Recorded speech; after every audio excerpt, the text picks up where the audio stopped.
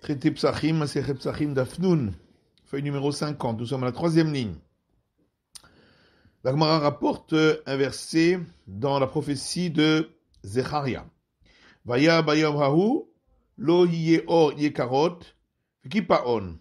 Et ce sera ce jour-là, à la fin des temps, il n'y aura pas une lumière intercellente, mais floue.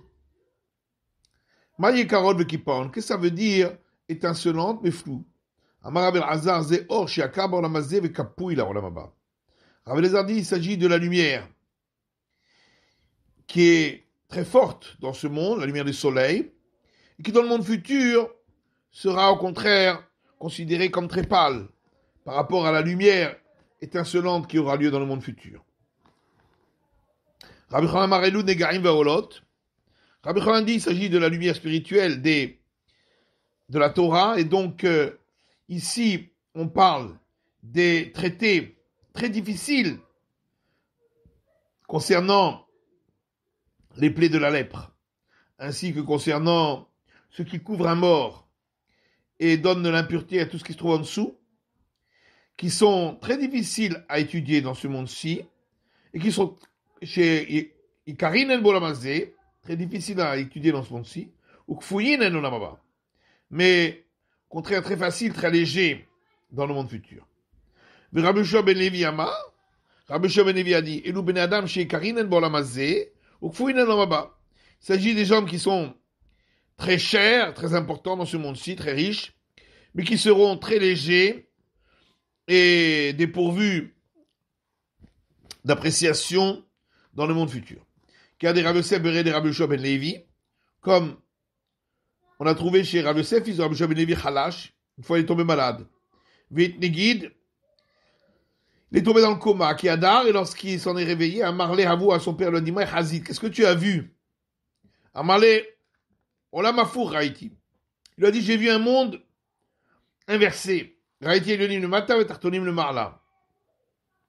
J'ai vu ceux qui sont ici en haut se trouvent là-bas en bas, et ceux qui se trouvent ici en bas se trouvent là-bas en haut. Marlo Beni Olam Barou Raïta. Il lui a dit, mon fils, au contraire, tu as vu un monde clair. Vanan Echiatam, et nous les disciples des sages, comment sommes-nous appréciés là-bas? Il lui a répondu, Anan Acha, Achi Itinan Atam. Il a dit, comme nous sommes appréciés ici, comme des sages, ainsi nous sommes appréciés là-bas. Le Shamati Shayu Omrim, il a rajouté, j'ai entendu qu'on disait là-bas, Ashremi Shebalekan, Vetalmud Beyado. Heureux soit celui qui arrive ici, avec tout le Talmud dans sa main. Le Shamati Shayu Omrim, et j'ai entendu qu'il disait, Arouge Malchut, ceux qui ont été assassinés par l'Empire romain, pour avoir professé le judaïsme. Personne ne peut se tenir debout à l'endroit qui leur est dédié. Maninou, qui sont-ils? Il est Rabbi Akiva et Chaverav. S'il s'agit de Rabbi Akiva et ses compagnons, est-ce que leur importance vient seulement du fait qu'ils ont été tués par l'Empire romain et pas plus? Et la Haroug et Lod. En réalité, il s'agit de ceux qui ont été tués à Lod, Papous et Lounianous, qui se sont sacrifiés pour le peuple d'Israël en disant que c'était eux qui avaient tué la fille de l'empereur. Alors que c'était pas vrai, mais c'était pour sauver le peuple d'Israël. Puis la Gemara rapporte un autre verset, toujours dans la prophétie de Zacharia.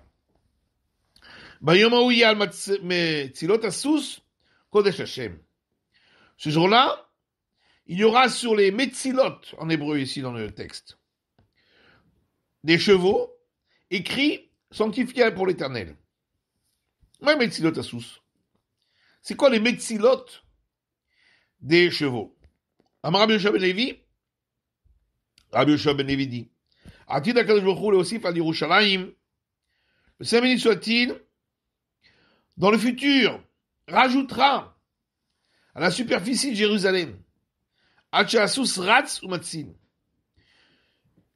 une distance qui correspond à celle d'un cheval qui court depuis le matin jusqu'au moment où son ombre se trouve en dessous de lui, c'est-à-dire jusqu'à midi.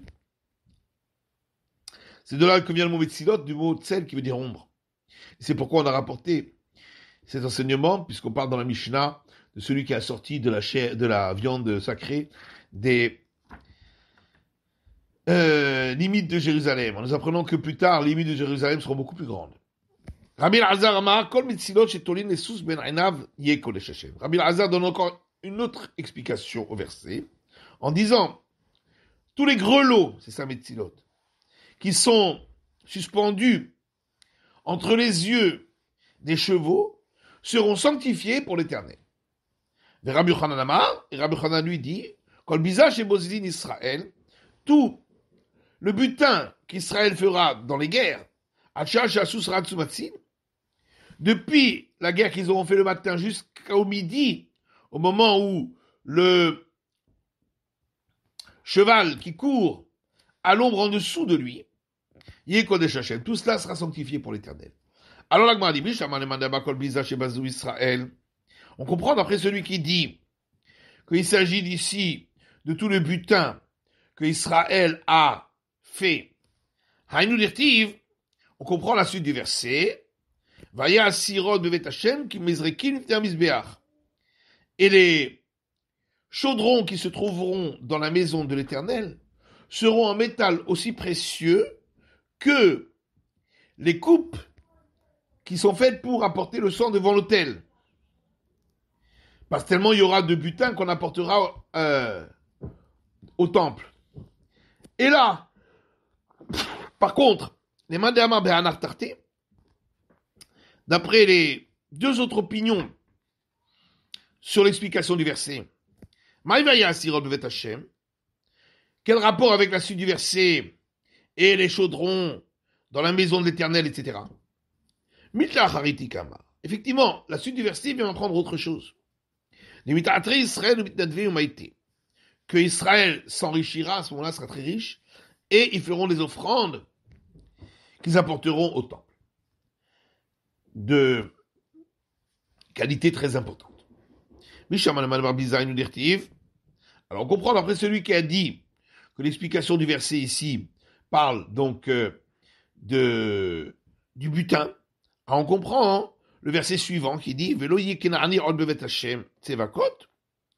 il n'y aura plus de Cananéens, ce qui veut dire ici de commerçants pour la maison de l'Éternel, Dieu des armées. Ça veut dire que le temple sera tellement riche qu'on n'aura plus besoin de personnes pour commercer pour la richesse du temple. Et la Lemandé Amar Hadar Tarté, par contre, d'après les deux autres explications du verset, Maïveloye Kenaani, quel est le lien avec la suite? Il n'y aura plus de Cananéens. Amar Abirmia En Kanani. Ici, le mot Kenaani veut dire En Kanani, il n'y aura plus de pauvres. Maintenant, d'où sait-on que le terme cananéen peut vouloir dire commerçant? Parce qu'il est écrit dans la Genèse, va dire Hacham Yehuda Bat Ish Kenaani. Et là-bas, Yehuda a vu la fille d'un homme cananéen. Mais Kenaani, qu'est-ce que ça veut dire un cananéen? Il est ma Kenaani Mamash. Si ça veut dire un cananéen en vrai, Shabbat Avraham, Vézir et Yitzhak, comment est-ce possible que Avraham pourtant était venu avertir son fils Yitzhak de ne pas se marier avec une fille de Cananéen? Bah Yitzhak Vézir et Yaakov, et Yitzhak a averti son fils Yaakov de ne pas se marier avec la fille d'un Cananéen. Mais Yehuda Aziv et Nassif, et Yehuda serait allé se marier avec la fille d'un Cananéen. Et là, Rabbi Shimon ben Lakish, c'est pourquoi Rabbi Shimon ben Lakish dit Bat Gavra Tagara. Ça veut dire la fille d'un commerçant. Dire-t-il, comme il est écrit, Kenaan beyado mosne mirma. Donc, le Cananéen, qui veut dire ici le commerçant, dans sa main, il a une balance frauduleuse. Vibaritema, ou bien on peut amener encore un autre verset.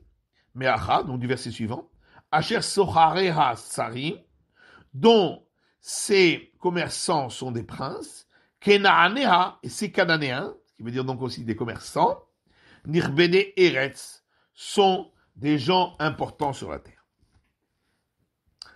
Suite, toujours un verset qui se trouve dans cette prophétie, dans Zecharia, Vaya Hashem le Melech al kol haaretz. Et alors, l'Éternel sera roi sur toute la terre. Bayom Haoui Hashem Echad. Et ce jour-là, l'Éternel sera un, Ushmo Echad, et son nom sera un. Atoua Inala Vechadou. Est-ce que ça veut dire qu'aujourd'hui, l'Éternel n'est pas un? Amar Rabbi Aha Bar Hanina. Rabbi Aha Bar Hanina dit Lo ke olam hazeh olam haba. Pas comme ce monde-ci et le monde futur. Olam hazeh al besorot tovot omer baruch hatov hametiv. Dans ce monde-ci, pour de bonnes nouvelles, on dit la bénédiction, béni soit celui qui est bon et qui prodigue le bien. Ve'al besorot raot, pour des mauvaises nouvelles, omer baruch dayan emet, on dit béni soit le juge de la vérité. Les olam haba, par contre, dans le monde futur, kulo hatov hametiv. On ne dira que cette bénédiction, celui qui est bon et qui prodigue le bien. Et donc l'Éternel sera considéré comme un, ce qui veut dire qu'on comprendra que tout ce qu'il fait est pour le bien. Qu'il y a une seule bénédiction à faire. Ushmo Echad, et quand le verset dit et son nom sera un, Mayechad, que veut dire un? Atoua Inala Shmo Echad. Est-ce qu'aujourd'hui il n'a pas qu'un seul nom? Ou Amar Rav Nachman Bar Yitzchak. Rav Nachman Bar Yitzchak dit Lo ke olam hazeh olam haba. Pas comme ce monde-ci et le monde futur. Alors olam hazeh, dans ce monde-ci, dirta beyutke, le tétragramme, qui est le nom divin, s'écrit avec les yut et he, ce sont les deux premières lettres. Venikra be'alef dalet. Mais il est prononcé différemment avec les premières lettres étant alef dalet. Aval le olam haba, par contre dans le monde futur, kulo echad. Il y aura un seul nom, nikra beyutke, qui sera prononcé comme il est écrit avec yud et he, qui sont les deux premières lettres, venirta beyud he. Et il sera écrit également comme il sera prononcé, yud et he, comme deux premières lettres. Ça va, Rava Lemidresha Bepirka. Rava a voulu donner l'explication de la manière comment on prononcera ce nom-là au cours qu'il a donné pendant la fête. Amarle Aoussaba, un sage âgé lui a dit, les alam ketiv. C'est marqué au sujet du nom du tétragramme qu'il doit être caché. Rabbi Avina Rami, et Rabbi Avina a opposé, donc, dans ce verset, les deux parties du verset, ketiv, d'un côté il est écrit Zeshemi le alam, c'est mon nom qui doit être caché, mais Zéziré le dordor, et c'est écrit et il sera prononcé dans toutes les générations. Comment d'un côté il peut être caché, de l'autre côté prononcé? Le Saint béni soit-il a dit, non pas comme je suis écrit, comme mon nom est écrit, il est prononcé. Nirtavani beyutke, mon nom est écrit avec les deux premières lettres étant le yud et le he. Venikrani be'alef dalet. Mais quand on le prononce, les deux premières lettres sont aleph dalet, suivi du nun et du yud. On passe au prochain chapitre, la Mishnah. Mais comme chez Nagou Lasot Melacha Be'arve Psachim Al Chatzot aussi. Donc, à l'endroit où on a l'habitude de travailler la veille de Pessah jusqu'à la moitié de la journée, parce que la seconde moitié c'est interdit, aussi on peut travailler. Mais comme chez Nagou chez Lasot, mais à l'endroit où on a l'habitude de ne pas travailler le matin du 14, et aussi on ne travaille pas. Alors on a l'habitude de ne pas travailler parce que pour avoir le temps, pour pouvoir faire tout ce qui est à faire, d'éliminer le Hametz, de préparer la Matzah et de se préparer pour le sacrifice pascal.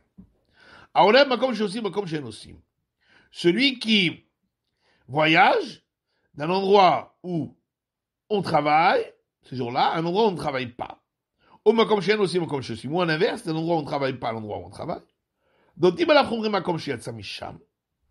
on lui donnera les règles sévères de l'endroit d'où il vient, et également les règles sévères de l'endroit où il va. Et un homme ne doit pas se différencier des autres pour ne pas entraîner des disputes. Kayotsebo, un cas qui ressemble à celui qui transporte des fruits de la 7e année d'un endroit où on n'en trouve plus dans les champs, et donc on n'a pas le droit d'en avoir à la maison, on doit les éliminer, et les transporte vers l'endroit où il y en a, ils n'ont pas complètement disparu des champs. Et donc on n'a pas besoin de les éliminer. Ou ou à l'inverse, un endroit où ils n'ont pas disparu des champs, il les déplace vers un endroit où ils ont disparu des champs, Chayab Levaria, dans tous les cas, comme on a vu, il devra les détruire, les éliminer, puisqu'on lui donne les règles de sévérité de l'endroit où il vient ou de l'endroit où il va. Rabbi Omer, Rabbi a dit, sors et amène pour toi, toi aussi. La Gemara expliquera ce que Rabbi a voulu dire. Alors Gemara, pourquoi on a dit jusqu'à la moitié de la journée qu'on peut travailler, seulement concernant la veille de Pessah. C'est pareil pour les veilles de Shabbat et les veilles de fête aussi. Puisqu'il y a une braïta qui dit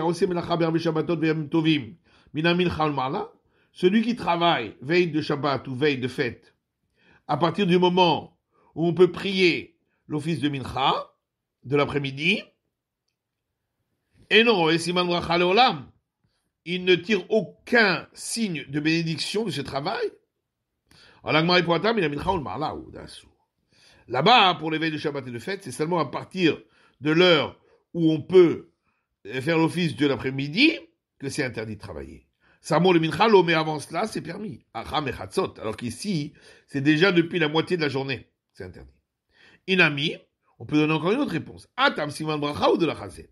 Là-bas, c'est seulement un signe de bénédiction qui ne verra pas. Mais on ne mettra pas en excommunication à cause de cela. Mais ici, pour les veilles de Pessah, s'il travaille l'après-midi, on le met en excommunication. C'est complètement interdit. Goufa, on reprend cet enseignement. Celui qui travaille veille de Shabbat ou veille de fête, à partir du moment où on peut faire l'office de l'après-midi, ou à la sortie du Shabbat, sortie de fête et sortie du jour de Kippour,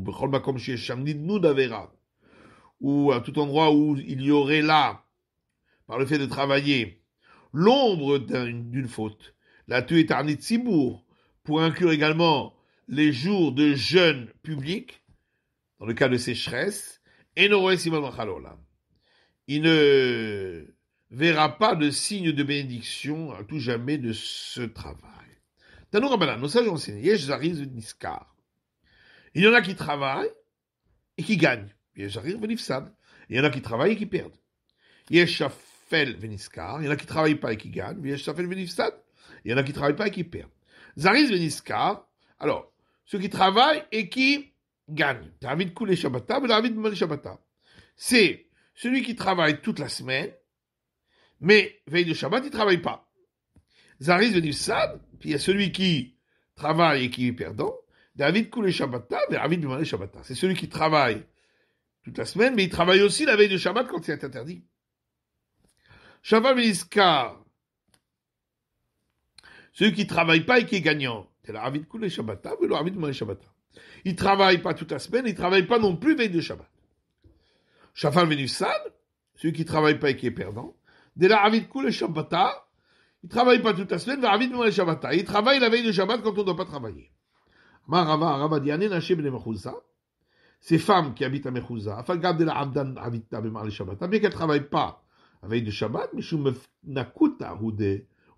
c'est seulement parce qu'elles sont gâtées. D'accord, puisque tous les autres jours aussi, elles ne travaillent pas. Et malgré tout, on les appelle, font partie des gens qui ne travaillent pas et qui sont gagnants. Parce qu'en fin de compte, elles ne travaillent pas la veille de Shabbat quand même. Rava Ramé et Rava opposent deux versets. Ketiv, c'est écrit, car est grand jusqu'au ciel ta bonté. Urtiv, un autre verset qui gadol mais al shamim chazdecha. Car est grand jusqu'au ciel, jusqu'au-dessus du ciel ta bonté. Haketsa. Comment répondre à cette opposition entre les deux versets? Kan be'osin nishma.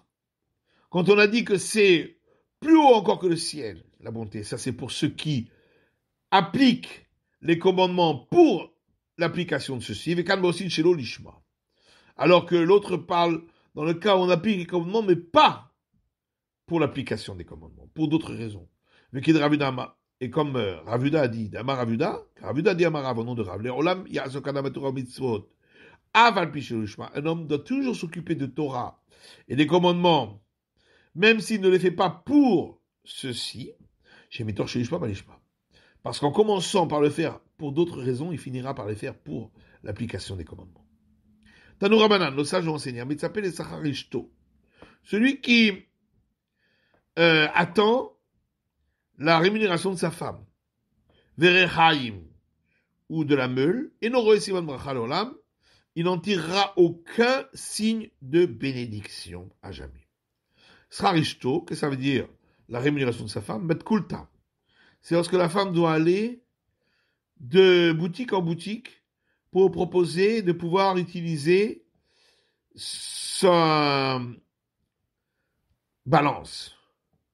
Donc, c'est un travail qui ne gagne pas grand-chose, et en plus, elle se dénigre en devant aller d'un endroit à un endroit, d'un endroit à l'autre. Rehaya, et la meule, Agarta. C'est celui qui va louer sa meule et il va devoir travailler avec. C'est beaucoup de travail pour pas grand-chose. Aval, Avda Mizabna. Par contre, une femme qui travaille chez elle pour faire un ouvrage et peut le vendre, le verset l'a vanté. Dire-t-il, comme il est écrit, Sadin Aseta Vatimkor, elle a fait un drap et elle l'a vendu. Et on parle de la femme vertueuse. Tanou Rabbanan, nos sages ont enseigné. Amistaker bekanim ou bekankanim. Celui qui gagne de l'argent en vendant des bâtons ou des bouteilles, et n'aurait siman bracha l'olam, il n'en tire pas le moindre signe de bénédiction à tout jamais. Maïtama, pourquoi? Étant donné que ce sont des articles qui valent pas grand chose, on ne gagne pas beaucoup d'argent avec. Donc il faut en vendre de très gros volumes. Shalta Bewana, et tout le monde les regarde alors quand ils transportent tout cela. Et donc l'œil est posé dessus. C'est mauvais pour la bénédiction. Tanou Rabanan. Donc ça, j'ai enseigné dans le Braïta. Tagare Simta. Les vendeurs dans les rues. Ou Megadle Bemadaka. Et ceux qui élèvent des animaux de petit bétail. Qui détruisent tout ce qu'ils... tous les prairies où ils broutent. Mais quand c'est il a notre tovot. Et ceux qui coupent des bons arbres fruitiers. Café. Ou ceux qui veulent toujours prendre la meilleure part lorsqu'on partage. Celui qui fait partie de cela ne voit jamais de signe de bénédiction les olam. À jamais. Maïtama de Taoubeïnche. Pourquoi? Parce que les gens prêtent attention, parce qu'ils font des choses devant tout le monde, et ils font des choses surprenantes qui intriguent les gens, et donc les gens posent leur mauvais œil dessus. Tanou Rabbanan, nos sages enseignés,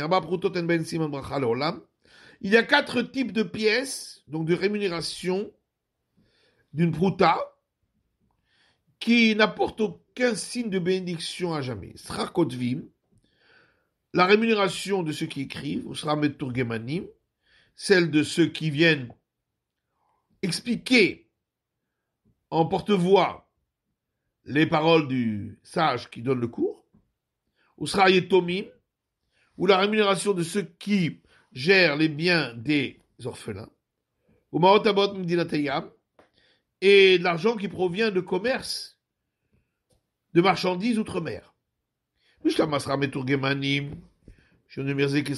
on comprend, l'argent de ceux qui, donc la rémunération de ceux qui viennent expliquer en porte-voix le cours, parce que ça se passe Shabbat, et donc ce qu'ils reçoivent ressemble à une rémunération shabbatique, bien que c'est permis, puisqu'ils le font pour l'étude de la Torah. Et l'argent de ceux qui gèrent les biens des orphelins, Nami, là aussi on n'en tire pas de bénédiction. La bénéméchil aninou, parce que les orphelins, comme ils sont mineurs, ils ne peuvent pas pardonner au cas où il y aurait une erreur qui aurait été faite. Maotabot mdataya, et l'argent qui provient de marchandises qui traversent la mer, je suis là qu'on lui en mettra ça. Parce que il y a un gros risque quand on traverse la mer. Et pas tous les jours arrive un miracle. Et s'il arrive un miracle, eh bien, ça lui prend de ses mérites. Et là, sera maitama. Par contre, la rémunération de ceux qui écrivent, pourquoi on n'en tire pas de bénédiction? Amar Rabbi Ben Levi, Rabbi Ben Levi dit, Kabdalet Taniot Ashouan Shekneset Agedola, 24 jeunes ont observé les gens de la Grande Assemblée, les hommes de la Grande Assemblée, Al-Kotve Sfarim, concernant les scribes qui écrivent des parchemins de rouleaux de la Torah, Tefilin ou de Tefilin, ou Mzuzot ou de Mezuzah, Sheloit Asheru, pour qu'ils ne s'enrichissent point, chez Ilmanim Ashrin en Kotvim. Parce que le jour où ils s'enrichissent, ils n'écriront plus. Dans nos Ramanan, nos sages enseignés, Kotve Sfarim Finum Mzuzot, ceux qui écrivent des parchemins de rouleaux de Torah, de Tfilin ou de Mezuzah, Hen, eux-mêmes, Vetagarehen, ceux qui vendent ce qu'ils ont écrit, Vetagretagrehen, et ceux qui revendent de ces vendeurs, et tous ceux qui s'occupent de travaux nécessaires pour le commandement du ciel, les Tuemochet, et ça inclut ceux qui vendent la couleur bleu-azur pour les fils des tzitzit, et tout cela ne voit pas le signe de bénédiction à tout jamais. Par contre, s'ils le font uniquement pour l'accomplissement du commandement, Roïn, dans ce cas-là, il voit une bénédiction de ce travail. Bnei Baïshan, les gens de Baïshan, avaient l'habitude de ne pas aller de Tyr à Sidon, mais Ma'ale Shabbata, veille de Shabbat, bien que c'est permis parce que c'est un voyage très court. Mais ils le faisaient quand même pas, de peur qu'ils n'aient pas le temps de bien préparer le Shabbat à cause de cela. À tout Benayou sont venus leurs enfants, Kamen et Rabbi Yochanan, devant Rabbi Yochanan. Amroulo, ils lui ont dit, Avahatin efshar lehu. Nos pères pouvaient se le permettre de ne pas travailler le vendredi. Ananla efshar, mais nous on ne peut pas. Amar lehu kvar kiblu avotechem alehem. Et il leur a dit, vos pères ont déjà reçu, accepté sur eux cet usage, chez Nema, comme il est écrit, Shma beni musar avicha ve'al titosh shomrat imecha. Écoute mon fils, la morale de ton père, et ne dédaigne pas l'enseignement de ta mère. Et donc, puisque vos parents ont accepté cela comme usage, vous avez l'obligation de continuer à le suivre. C'est la fin de l'étude de la feuille numéro 50 du DAF Nun.